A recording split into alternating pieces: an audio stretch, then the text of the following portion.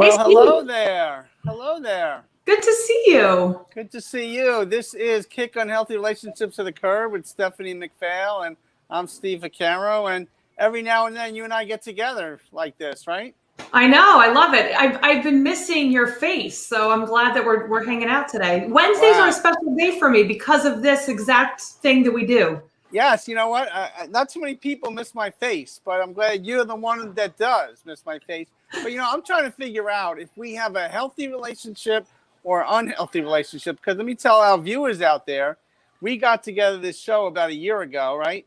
Over a year ago. We did one live show together in Huntington. And then the pandemic hit. And then you hightailed it over to Texas.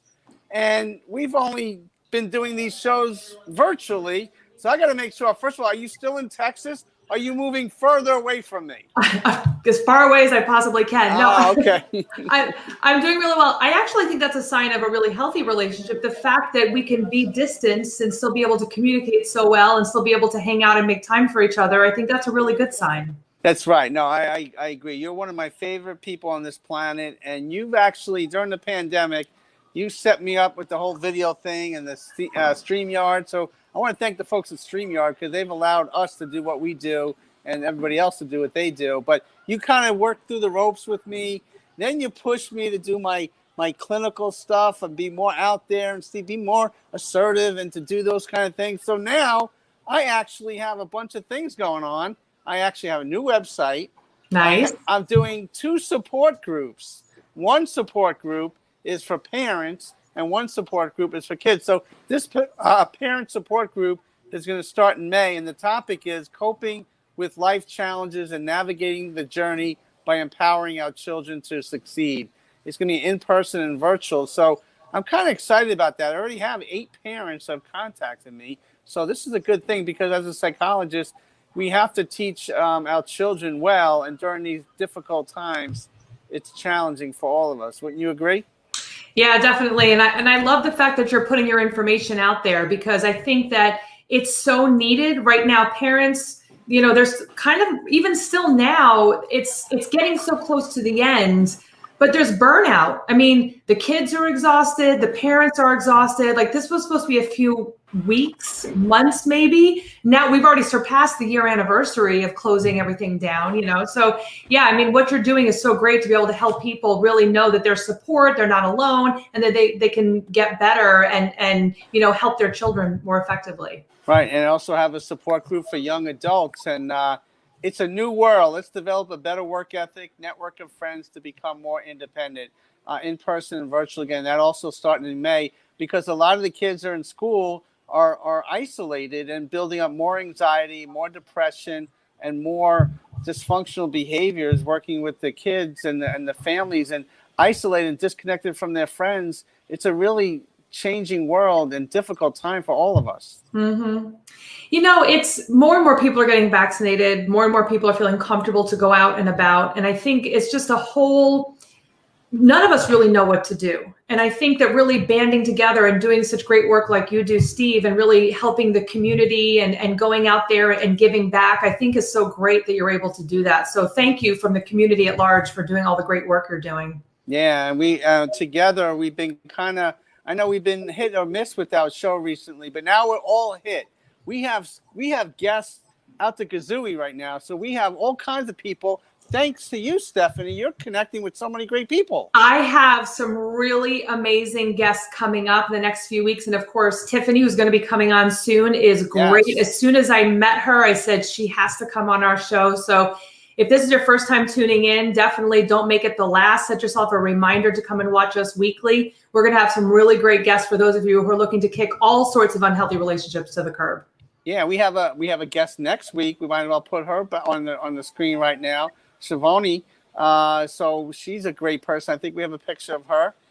Maybe we don't. But she's next week and the week after, we have Marta Spurk. I mean, it's unbelievable guest. Mm-hmm. Yeah. Really, definitely tune in. I mean, this is the time, and like you said, things right now are many more things are going virtually. We're relying more and more on social media. There's a lot of great resources out there if you're doing like looking in the right places. And so we really want to be able to bring those resources to you so you don't have to search, because sometimes it's hard to figure out, like, is this person going to be helpful? Are they not going to be helpful? We're going to take the guesswork out, and we're going to bring all these great resources right to you, and you just have to come and hang out with us. That's right. That's right. Every Wednesday from 5 to 6 p.m. Eastern Standard Time, kick on healthy relationships to the curb. That's Stephanie McPhail, and I'm Steve Vaccaro. And your family has gone through a little bit of a roller coaster ride, and it looks like things are on the mend and things are great. Share a little bit about what you've gone through with your husband and family. Well, you know, when I moved to Texas, I was excited for all the new beginnings and to start new and see, you know, Texas, because I wasn't really that familiar with Texas. I had been, but I'd never lived here before. And pretty quickly after we moved here, about 3 weeks in, we bought the refrigerator from hell. It must have been possessed. We don't really know what happened. But we got this refrigerator. My husband got sick. We didn't know what was wrong. Ended up he had diverticulitis that had perforated, which meant surgery. Then they found out he had appendicitis. So he had to have his appendix removed. Then there was complications from that. He had to get emergency surgery. Then he was for 6 weeks with a colostomy bag, which anyone knows that's not fun. That's basically you're excreting out of your body, which was terrible, you know, and really psychologically can mess with your head. And then he had that reversed and then had some kind of complication from there and was in hours of dying. I mean, we have become friends with the surgeons, and they said it wasn't just like a few days. They were actually calculating the probability of him surviving the surgery. So, I mean, he was in the hospital for 32 days. And so I was trying to juggle, you know, going to the hospital to visit my husband and support him and, you know, speak for him and also run my business and, you know, do all the different things that I'm doing. And I was, you know, it's a good reality check. And people reached out to me recently and said, I don't know how you did it. Like you stayed professional. You kept all the balls in the air. And I said, well, because realistically, I practice what I preach. I followed my self-care. I followed the things that I teach my clients. And so when things got really difficult, I leaned back and leaned into the same things that I teach my clients. And that's what helped me through. Wow. I mean, you have such a beautiful family, and, you know, it's only going to make you stronger. I mean, going through this adversity with such young children in a different state, it could be scary, but you all banded together, and through the support of family and friends, things are looking way better. Mm-hmm. Yeah. We went to the pool last week. We were able to actually jump in the pool. It was the first time he had been able to go into a pool since last August. So that was kind of a first and an exciting, you know, moment to celebrate. So yeah, everything is just going in the right direction now. That's great. And my efforts continue to work with community leaders to give back. In New York, in the tri-state area, people are still struggling with food insecurity. And this is a couple of co-hosts of shows on our Chapters Network. That's Ashley Blum and Tyler Gianchetta. We gave out over 50 turkeys last week to families that couldn't get out for Passover and for the Easter holiday. So they came. If they couldn't make it to that center in Long Island, we went door to door to deliver them. And Tyler is 24-year-old young man who's a musician.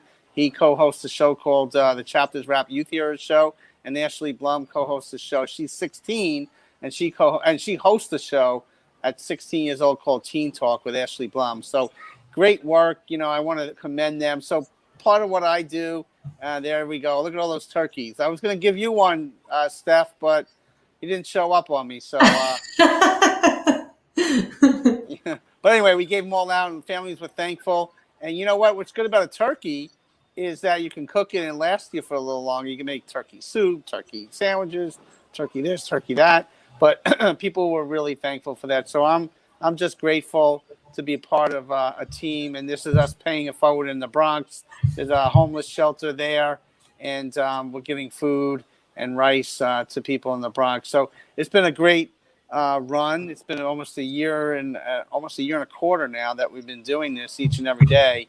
So I want to thank everybody and Stephanie for acknowledging it. But we all need to pay it forward. Family comes first. Our neighbors, we got to help our neighbors at all times. But the relationships are so very important. And some relationships are healthy. some aren't so healthy. And Dr. Phil kind of looked at this recently about toxic relationships. And before we bring out guests, I wanted to pop this little video on so we can all check it out, and then we'll bring in Tiffany Ball in real soon. Let's check out Dr. Phil.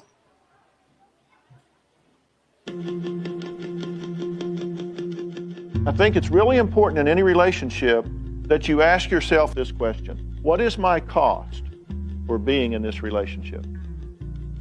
Because there's a cost. In every relationship you're in, there's a cost.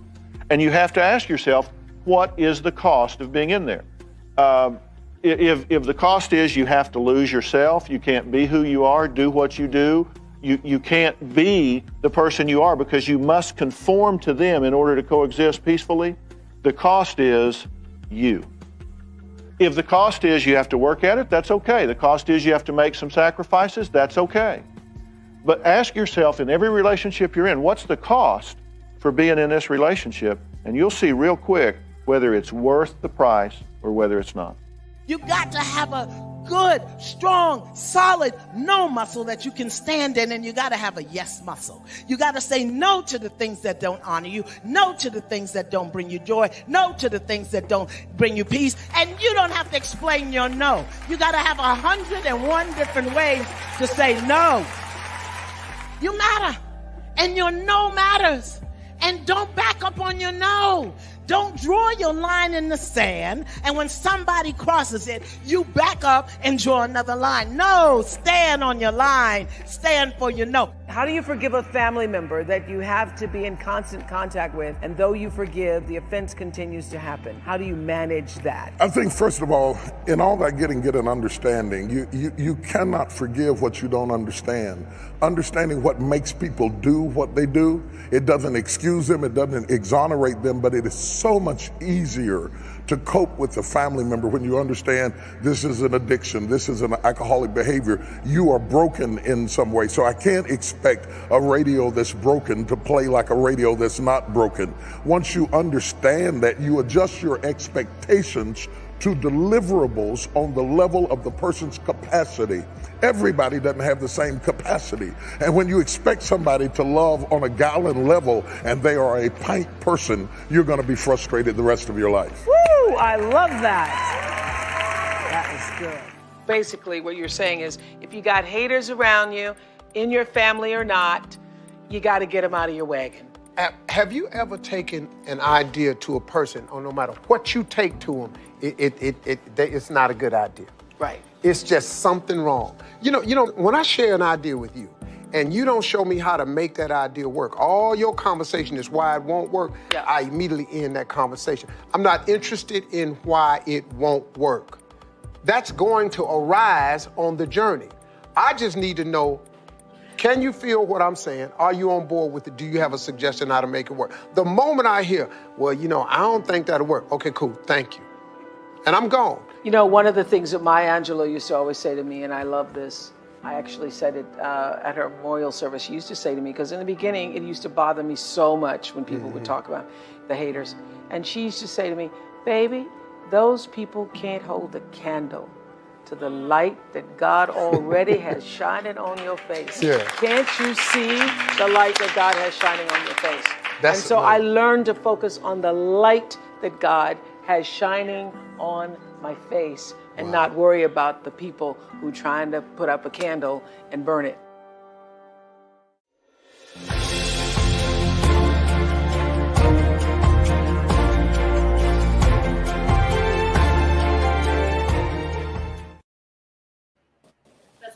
Wow, it's Dr. Phil with Oprah there, and he said a lot of profound things, really important.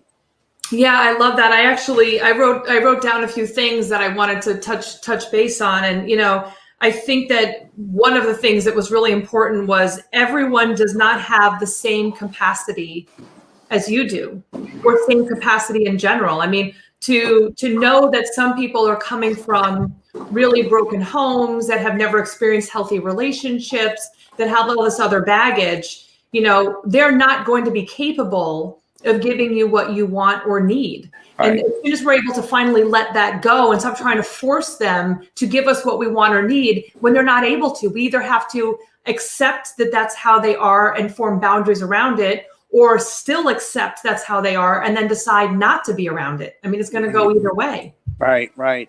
Yeah, no doubt. But I've been an expert in doing all this kind of great work, and I've been doing my work. But we also have Tiffany Ball here.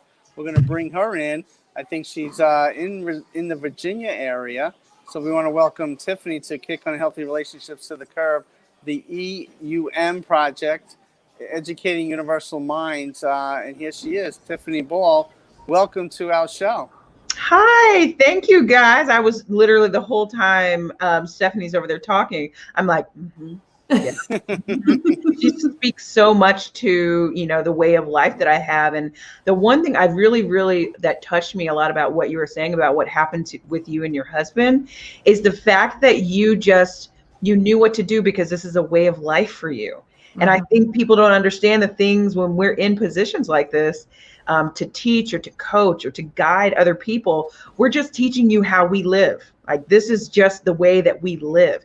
And I love that you were able, to get through such a tough time and to fall into and get comfortable with who you really are. So I love that. And I commend you. Thank you. Wow. Yeah, and that's why, I'm sorry, Steve, but that's one of the things too, I think that's so important, is that when you're finding someone to work with, finding someone who can understand the experience of what you're going through, I think is so much more helpful and valid because they've been there, done that. And now they're able to, like, hey, I want to do what you're doing. You're happy, you're healthy now. I want to kind of do what you're doing. And I think that's such an important thing, is to live the way we teach others to live, to lead by example, as opposed to do as I say, not as I do. Right. Exactly. Right. And Tiffany, you said that you were nodding your head like this when Stephanie was talking.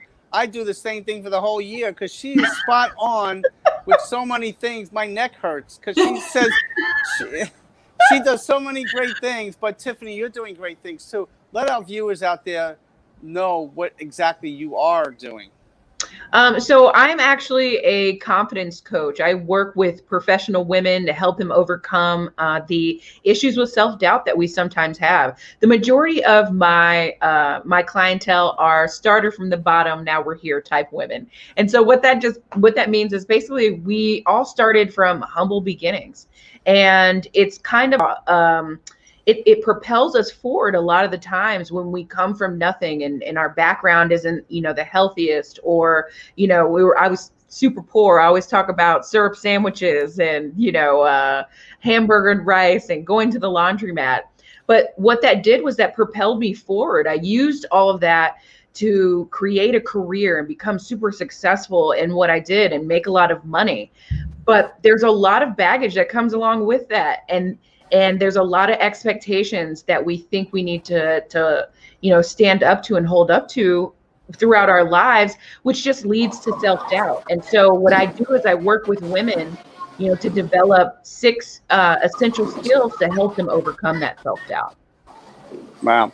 That is great. And what the origins of the work that you've done, sometimes Stephanie talks from personal experience. I've talked from personal experience. Has there been personal experience in your life that kind of guided you in this direction? 100%. I come from the school of hard knocks. Like, that's me. And that's because, I actually, I'm always super honest about my background. I had 20 years in hospitality, dropped out of college. But in that time, I developed an addiction to alcohol. And so I was an alcoholic and got to the point in my career where I almost lost it. And when I quit drinking, the profound moment came to me when I realized, when somebody told me, I went to an AA party, right? A dance, which is probably one of the most depressing things when you're used to like VIP clubs. And so I go to this AA dance party, and afterwards I left and I felt so depressed, and I felt the exact same way I would feel when I was leaving the club. And so I called someone in AA and I asked her, I was like, dude, what's wrong? Like, if I'm going to feel this way, not drunk, I might as well drink. And she's like, Tiffany, you have to understand that the alcohol was just a symptom. That's not your problem. You're your problem. And it was just profound for me to understand that nothing else is my problem. It's just me. And if it's me, then there's a solution. because I have control over myself. And so it was just a freedom to understand that I could develop myself and school myself and, trial and error myself out of the things that I had struggled with for such a long time. I mean, I'm 6 years sober as of last week. So Wow. it's been a, thank you so much. It's been a process, but it's also an understanding that we can change. And that was my biggest thing, is that I can change. And so many people think that they can't. And it's sad. And that's why I got into what I'm doing. I quit my, 6-figure career and ventured out on my own and started, helping women and paying it forward and being of service to others. And this feels so much better. Wow. So great. Congratulations, first of all, Thank 6 you. years. That's great. What was it hard for you at the beginning to just become sober and to kind of give up that lifestyle? To give up the lifestyle, yes, but to become sober, no. People fluctuate when it comes to drinking. You have or any kind of addiction. Sometimes it's easy for people, and sometimes it's not, and people go in and out. And for me, the desire to drink went away. Once I made the decision to quit drinking, that went away. What I struggled with was how to become a normal human being. Like, my emotions fluctuated. I didn't know how to handle things. I didn't know how to react. I didn't know, how to control my emotions. I didn't know what toxic behaviors were. I got into so many absolutely ridiculously unhealthy relationships, even sober. So it was just trying to figure out, and dissect and dismantle all of the things that I'd been carrying around for years that had been keeping me in this place. Because I think I tell people it was a blessing to be an alcoholic, because so many people are stuck and unhappy, but don't have a life or death situation to make them move forward. And I did, because it was either lose everything or change. And so I changed. And so I'm so lucky that I was able to be forced to make the moves, because I'm so much happier now. My life is in a place I never dreamed that it could be. And I love being able to show other women that is possible for them. I love that. And I love that, because I feel like, when you're telling that part of your story, and I had just seen, I just saw you celebrate your anniversary of sobriety. And when I work with my clients healing from unhealthy relationships from other people, they're dealing with some of the similar things, because they were numbing with somebody else, with somebody's problems, with stressing out about worrying about somebody else. And so that now all of a sudden they're like, oh, I have to feel my own feelings, and I have to deal with my own stuff. And I don't know how to do this. And so I think that what you're saying, I think, will resonate for so many people, because it's not just, like you said, it's not just about the alcohol. That was a symptom of what really was the underlying issue that was going on for you. Right. Exactly. I love the way that you connected those two, because I work with a different type of woman. I work with women that don't 100% focus on relationships, even though the skills that I teach actually do help them with relationships. But to see that women who struggle with unhealthy relationships and behaviors within that relationship, they struggle with the same thing. And I love that, because really it's all about creating a strong foundation to build yourself up on. Mm-hmm. And that strong foundation really only has a few essential things that one needs to learn how to do before you can really become limitless in your ability to do anything. And I love the fact that you all work with women, especially with you, Stephanie, in the relationship aspect, because it is something that so many women struggle with. So it's easy to say you know how to do something, but to actually implement it consistently in your life, that's the journey. That's the everyday choice that we have to make. Do you find, I think that, when you work with high achieving women, I work with men too, but we're really mostly women. But I think, actually, I'll take that back. Men and women that we work with have a big issue with asking for help. Oh, girl. That's literally the biggest problem I feel anyone has in a relationship, when they struggle with addiction, when they struggle with feeling insecure at work, when they struggle with feeling like they're not a good parent. Anytime we have issues within our lives and we feel like we're not living up to some kind of expectation we set for ourselves, the biggest mistake I feel like we make is not asking for help. Is thinking that asking for help is a weakness. And I don't know where that narrative came from, but it's time for us to get rid of it because it's not helping anybody. It really isn't. Yeah, that's right. This is Kick on Healthy Relationships with the Curb. That's Stephanie McPhail. I'm Steve Vaccaro. We're here every Wednesday from 5 to 6 p.m. Eastern Standard Time. And today we have the pleasure of having Tiffany Ball, and we're talking about relationships, and her EUM project, Educating Universal Minds, is really helping so many people in the Virginia area and abroad. But I look at, when Stephanie's on the screen there, I always look behind her. She has a book, she has a family, and beautiful pictures, sets the stage. And behind you, Tiffany, you have something that says, strive for progress, not for perfection. Explain that. I learned that saying, and for some reason, anytime you learn something in the rooms of AA, you automatically think that they made it up, which is not the truth half of the time. And so I learned strive for progress, not perfection. Number one, because you think a lot of times for me, I would get stuck on perfection, that I had to do it perfect, that people would judge me if I didn't get it right the first time or get it perfect, or, I had to fit into this specific box.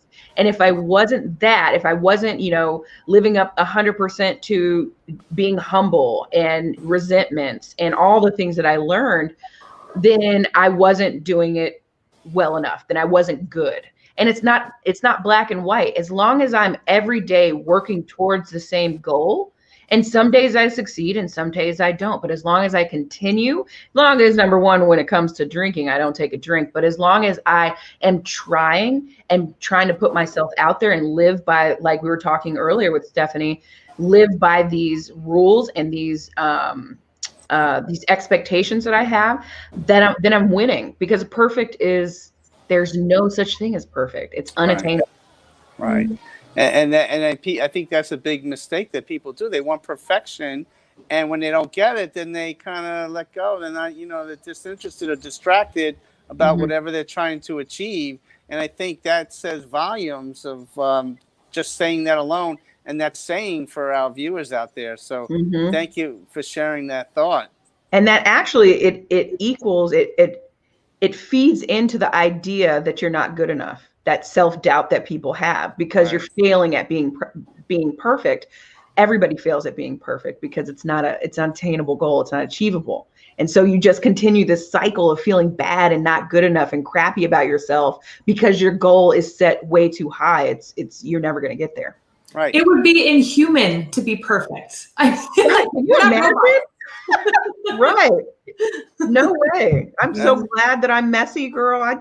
I tell people all the time, my goal is to turn my mess into a message. My life was very messy. There was very fun and glamorous parts of my life, but a lot of it was messy, and I had to go through that to get to a point where I can share with other people, to save them some suffering and some pain. So, Tiffany, do you think that messiness has created the person you are now? Would you go through that again, or 100%. Would you start 100%? 100%. There's not anything that I would change. And I say that knowing that I've hurt people, I say that knowing that I've caused other people suffering. I've gone through my life and made amends. I've built bridges back. I've made, amends with people that I haven't seen in years, but through that recovery process, I've learned so much and I've grown so much. And I'm allowing, what I do is I'm allowing other people to skip over that mess by me going through it. And if I can do that for, hundreds of women, thousands of women, it's well worth the mess. 100%. Wow. And I'm always amazed, because I hear from Stephanie too, that you're a 6-figure salaried, high intelligent woman. How did you get yourself in different toxic relationships, and was it hard for you to break away from those relationships? Oh Lord. I got into them because I didn't know what a healthy relationship looked like. We grow up as women, right, with this another unattainable idea of what a relationship is by watching Disney princess stories. And I was I loved romantic novels I would read. And then, I had this idea of what a relationship was supposed to look like, but I never could find them. And so then I would settle. And I also, on the other end of that, I was dealing with never feeling like I never loved myself. And so I just allowed people to set the bar for how I was supposed to be treated. So I knew nothing about boundaries. I knew nothing about speaking up for myself, loving myself, acting as if I loved myself. I knew nothing about communicating other than a toxic, dramatic, passive aggressive way. And so you like equals like. You're going to attract what it is that you are. And I was toxic. I think we have to understand that if I don't know how to behave in a way that is conducive to a healthy relationship, then somebody who knows how to behave in that way, I don't think is going to be attracted to me, because I'm a hot, I'm a mess. I'm not acting in a way that's attractive to them. And so I had to understand that it started with me, that it wasn't that I'm out here, I was searching and I kept picking the wrong men. I don't think that's what it was, more than it was I wasn't in a place where I could put myself and conduct myself in a healthy relationship. And so I took what I could get. And usually 100% most times it wasn't a great relationship. So. Mm-hmm. And sometimes too, I think that when we're looking for excitement, and excitement is not necessarily in our minds, especially if we're not used to that. Excitement is not a healthy relationship. Excitement is the bad boy. It's the one who's going to cause trouble with us, It's not going to be the best place to drama and excitement is not really what you want in a relationship. Right. And now my relationship consists of watching movies and going to the park and all those boring things. It was so funny. We were sitting on the couch the other day. My partner's name is Sean. And we were sitting on the couch and Liam was asleep. And what we do is we fold laundry while we watch a movie. And we were folding laundry. He's doing his, I'm doing Liam's. And and this happens to me now, I just get these overwhelming feelings of satisfaction and happiness and joy. And I looked at him and I was like, I don't know why I'm sitting here so happy while I'm folding laundry, but I'm happy. Like in general, in my life, I am happy doing something so not exciting. And I lived an exciting life, guys. I worked in hospitality and hotels. I traveled around the United States. I've met famous people. I've been in VIP sections. Like I've done a lot of stuff, but I was never happy. Not a moment. So, Tiffany, I have a whole bunch of laundry here. Can you? I'm really good at folding laundry. I actually don't mind folding laundry. I hate doing laundry, but I'll fold your laundry all day. All right. But that's great. But you talked about your son, Liam. Oh yes, and he is a beautiful boy. He's Look mine. at those eyes. Look, most people don't think that he's mine. Not most people, but some people are like, really, that's your son? But you see the curly hair, that belongs to me, but he does look like his dad. But he's actually who I named my company after. It's the EM, it's EUM, but it's the EM project, because he is turning 3 next month. And for the first year, when he first started being able to talk, he thought his name was EM, not Liam. So that is who I named my company after, because I want it to be a legacy for him. I want it to be a place of generational wealth for him. And so he can understand not just what I do for the world and for women, but that I'm doing these things to instill a healthier way to be in him, right? Because when we grow up, we learn how to be loved from our parents and how we were raised. And I was not taught a healthy way of loving, and I need to show him the ways in which I wasn't showed when I was younger. And I've forgiven my mom. We have the greatest relationship, but it's not just for me. And not just for my partner. It's for my children. My child, I won't be having anymore. Enough with one. I understand. Yeah. and I'm done too. So there you go. We're all in agreement here. But the children really make who you are, and to have a company with your son in mind. And he's so young. This has the potential of so many great things for you and the people that you're inspiring, but also for him and the other people that he's going to be connected with over the years. It's maybe one day he'll work. I'll pass it on to him, because I have my goals are super high. My goals for this company and what I want to do and how I want to change the world are super high, and they just keep growing, and there's nothing stopping me from doing that. And that's the gift that I have that I want to share with everyone else, that no matter, Stephanie or Steve, what your dreams are, you're capable of them. And so many of us think that we're not. And that's the sad part, is that we think we have to live in this box, in this space, you know, because that's where we were born and that's where somebody else put us. We think that's where we have to be, and it's not. Like, it's literally, our life is limitless. Besides, you have to wear a mask. My dad freaked out. Like, when I said, like, hey, Dad, I'm going to leave my, New York teaching position to go move to Texas and run my business full time. He was like, and my dad trusts me. Like, he definitely trusts me. He knows I wouldn't leave that out of nowhere. But my mom, every once in a while, she was like, are you sure? Like, could you still get your job back if you wanted to? Like, she questions every once in a while. But when you feel it, because I understand that vision, there's such a bigger vision, and there's so much greatness to go forward from here. Like, where I was before, I was going to stay in that box. I was saying this to someone the other day. I remember going to work and people saying, I only have 17 more years until I retire, and then I can go live where I want. And I'm like, oh, that sounds awful. Why would you count down till you retire? Like, oh, right. No. Right. That sounds awful. Like, and understanding that it's because Liam changed my life. He changed my thought process of what I wanted. Not that I could obtain it and achieve it, but what I wanted, because I was working. I'd gotten promoted 2 days after I got back from maternity leave, and I took over 2 hotels and had to move to Colorado. And when I took over 2 hotels never closed, guys. I just never had enough time for him. And when I got home, I didn't want to do anything with him. And I was like, this is not what I want. Like, this is not the way that I want to live my life. And I have worked years to achieve this, but it's not what I want to do. And so I quit that, and we moved closer to my mom in Virginia.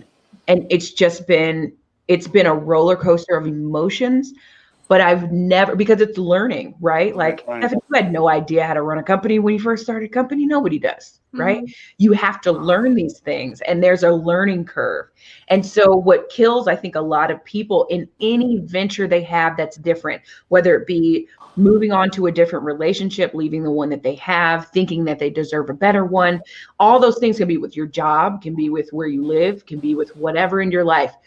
The area that you have to just be able to get over the hurdle, the next hurdle, and not quit. And so many people give up and they go back because I love what you said there before about, you worked so hard to get to this place, and then you looked at it and you're like, this isn't what I want. And I think for people watching right now, like, rewatch that part and just listen to it again, because I think that we feel like we've worked so hard for a mistake, we're going to keep making it.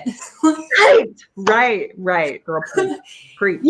It's okay. It's not, you get there and you're like, you look around, like, if you're driving somewhere and you realize you've gone the wrong direction, or maybe you wanted to go to the Grand Canyon, now you get there, you're like, it's not really that cool. And then you leave.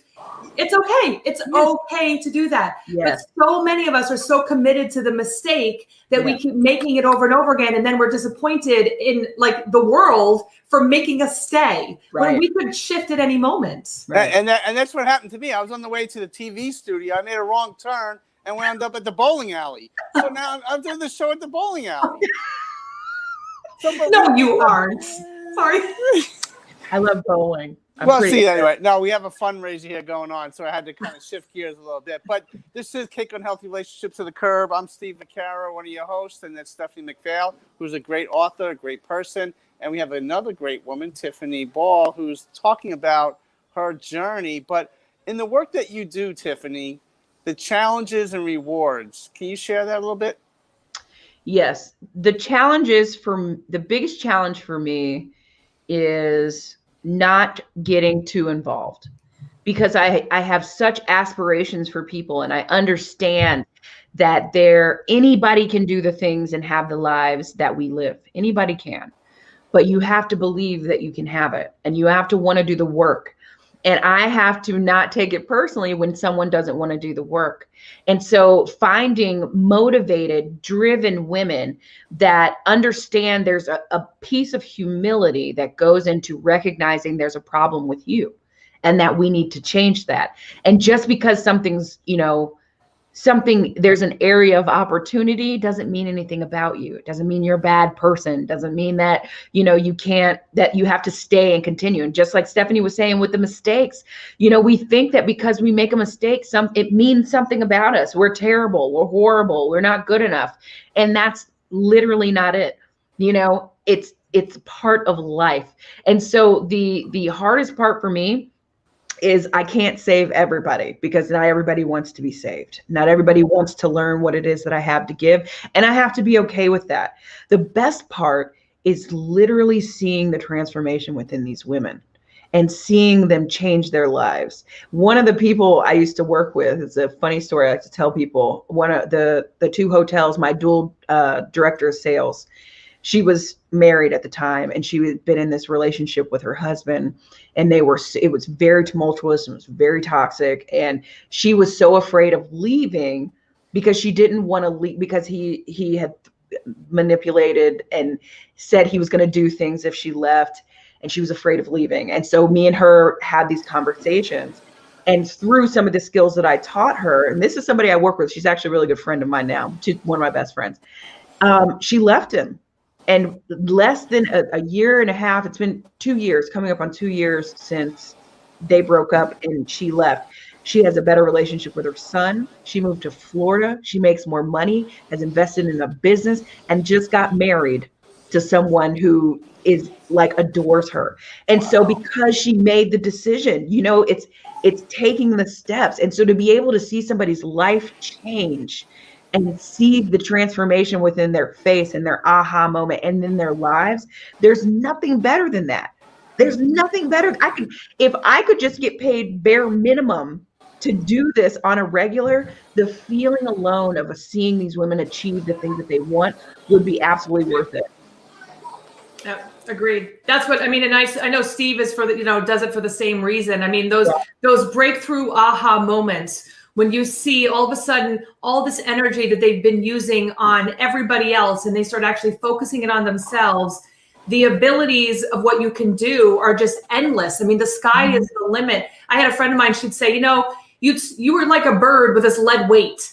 And every time you'd cut off the lead weight and start to soar, it was almost like you didn't know what to do with it. So you reattached to some lead weight that brought you down. And it wasn't until I permanently got rid of the lead weights and started to allow myself to soar, then all of a sudden I was like, oh, I can do all this stuff. I was able to get out of your own thinking, those negative thoughts that come up, and realize we can make something different. And to watch clients do that is just, it's beautiful. It makes me cry. Like, we cry with our clients every week during our live streams with my husband and I. We're both tears, when they share something cool going on, a celebration they have. We're like, oh, don't mind us. We're just happy. Actually, someone said to me the other day, she's like, you have a lot of kids. And I'm like, what do you mean? She's like, all of the clients that you work with, you guys are like our parents. And I'm like, oh, I guess you're right. I love that. I love it. Send them out in the world. Send them out in the world. Go fly, little birdie. I love that. Love it. That's right. This is Kick on Healthy Relationships to the Curb. That's Stephanie McPhail. If you're just tuning in, I'm Steve Vaccaro. That's our special guest, Tiffany Ball. And she is the organizer, director of the EUM project after her son, Liam. Awesome, awesome work. So the pandemic, how has that hit you, and what's some of your goals for 2021? I know we're approaching May already. I can't believe that. But how did the pandemic hit you, and how are you going to connect with these women moving forward? The pandemic, and sometimes there's a little hesitation with me saying this, because I don't like to turn anyone else's experience.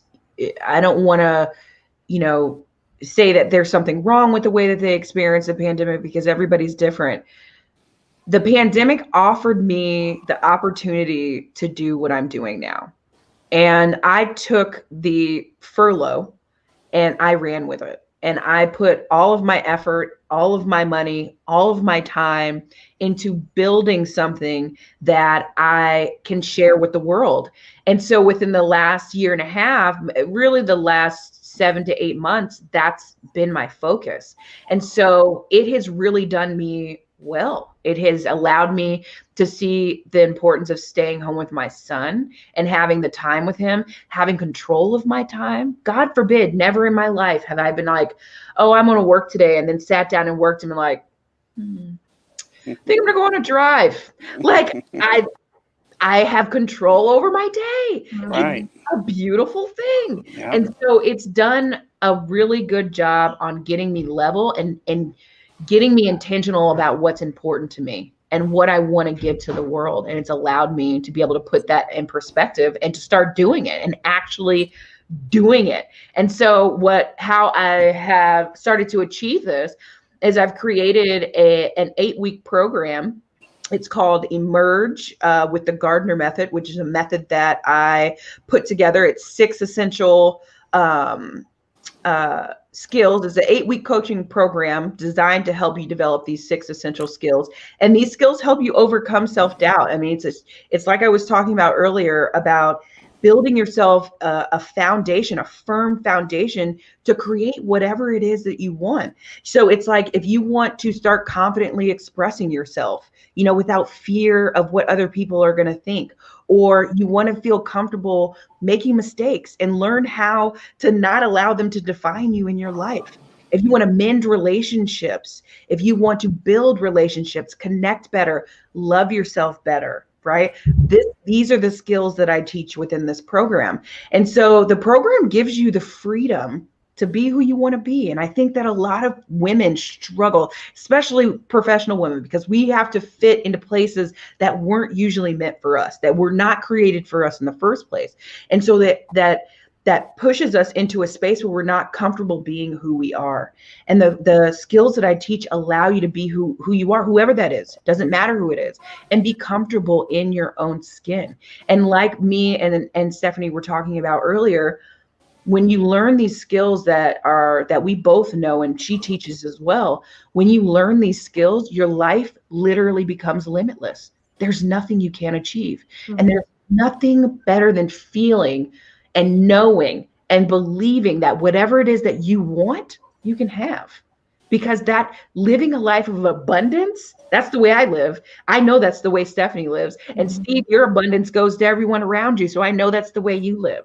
So it's being able, and not everybody feels that way. And so it's my job now, thank goodness, to make sure that I can help as many women as possible develop those skills and start to live that.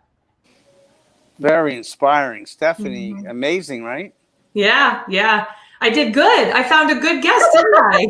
You did good. You did good. You did more than good. You did more than good. So, Tiffany, you mentioned you setting up high goals for yourself. Throw one out there. What's a high goal that you have? The high goal that I have was in the next 2 years, I'm going to take 500 women through this program. That's actually a very attainable goal. The highest goal that I have is actually starting an app that connects people. And I won't tell you the details. I don't want anybody to steal my idea. Nope. And then after that, my end goal is to start charter schools for children, to start teaching things to get outside of the curriculum of putting children in a box. And so I want it to be from preschool to 12 and to teach and nurture children into who they're supposed to be versus who society thinks that they should be. And so that's my ultimate goal. There's a long way to go before there, but I'm going to get there. Yeah, but you got to lay it out. You got to know what you're striving for. And that's 100%. Great. And I know how to start a school? No, absolutely not. Will I know how to start a school? Eventually, yeah. There we go. That's the spirit. Because during this pandemic, you have a choice to make. Either shut it down and kind of cave in, or you reinvent yourself and go for those goals. And that's how Stephanie and I, during the whole pandemic, we had these chats, shows throughout the pandemic, healing and helping people in unhealthy relationships because they were stuck home with those unhealthy relationships. So I admire Stephanie, the work that she does and how we were able to bring it together. So I'm so happy to hear that because that's inspiring. When there's a negative thing, you could turn things around just by who you are. And now you have the freedom and you have little Liam. I mean, that's a great story. It's an amazing story. It's a choice, like you said. And I want to throw on there too that, coming from a place of not having much, so a place of lack, and now you're in a place of abundance. The whole thinking behind that is so different. And to be able to share that, I worked in a low-income school. Kids were on free reduced lunch, actually all free lunch. And, that was the lack of not having enough was such a big concern for so many of our kids that if we could start teaching them younger, that there is the possibility to create the life that they want and not just, like you said, fit into a box of do these 3 things, and you can actually, the world is your oyster. Like if you can create it, you can make it. If you can imagine it, you can create it. And I think that that's such an important thing to start having kids learn younger, that what they can do is limitless if they put their mind to it and really get the right support to get there. That's literally I'm tearing up because that's the goal. I feel like both of us, all of us have in common is making the world a better place. And really it starts with the belief that it can be a better place, guys, that it can, that we have control and we can play a part in it. And until you start to believe that, things won't change. You'll always just be, and you always still just get the same thing. You have to start moving in different ways, and you have to believe that you can do it, and you can change and affect the world. And I really love that. I really appreciate that you just said that, Stephanie. And Tiffany, did you know Stephanie was a superhero? I did, and I saw that picture, and she looked good. Yeah, in my socks. Yeah, she goes to work like that every day. It's like unbelievable. I'm telling you. Well, funny story though. I mean, that specific picture is, so my husband had the emergency surgery that he almost died. That is from Halloween. So he had the emergency surgery on the 30th. He was in surgery till almost 1 o'clock in the morning. And my kids were really excited to dress up because we were going to be a superhero family. So I went to the ICU, which is where my husband was, in full superhero outfit. Wow. Yeah. And I went to go see him, and I was turning heads. But what was funny is that there were so many people that were like tears in their eyes of just joy seeing someone coming. I didn't know what I was going to walk into. The last I had heard, he was still intubated. I didn't know if he was going to talk. I didn't know what was going on, but I was like, I want to bring joy. Yeah. Let's just bring joy. So the amount of joy, people were like, hey, what are you doing? Oh, you're a superhero. Oh, it was so fun in that moment of I don't know what's going on with my husband, to be able to bring joy to others. And still even his surgeon was like, you're funny. Yeah. That's beautiful. I love that. Love that so much. Your story is absolutely amazing, Stephanie. I really enjoy it. Thank you. Yeah, there's a lot of similarities to both you women. And it's such a blessing to have Tiffany or you on the show tonight because you're helping and healing so many folks. Can you share again, how can people get a hold of you and contact you so they can seek you out to get that more work that you offer? Absolutely. So I'm actually holding a training class this Thursday, which is tomorrow. If you have any questions, if you'd like to get in contact with me, I have a group. I'm on Facebook, Tiffany Ball, also under the emproject.com, the emproject.com, or EM Project. Yeah, that's it. The emproject.com, Educating Universal Minds. And you can find me on Facebook. You can actually find me on LinkedIn as well, because I am super active on LinkedIn. So you can find me there, message me there, go to my website. And you also, on my website, you can contact me as well. Wow. And Stephanie, you got a little visitor with you there. Yeah, she popped in. You want to say hi to everybody?